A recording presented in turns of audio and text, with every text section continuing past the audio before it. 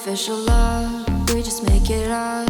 Cause reality will never be good enough. And even if it was, we just mess it up. Cause we already lost, addicted to the rush. I never meant to fall. All I wanted was a touch of artificial love. We just make it up. Cause reality will never be good enough. And even if it was, we just mess it up. Artificial love.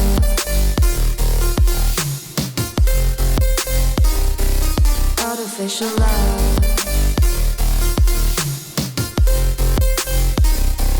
Artificial love.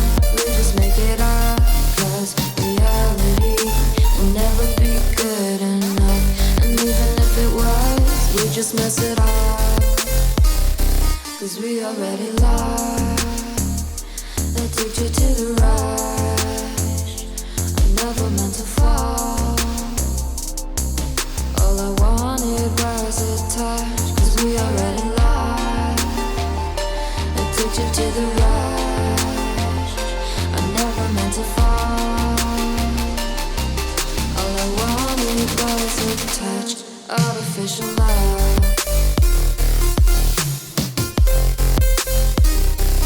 Artificial love.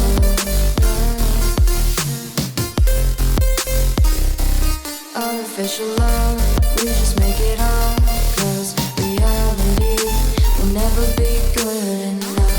And even if it was, we just mess it up. How can you know what's in our mind? When in between the good and bad, there's such a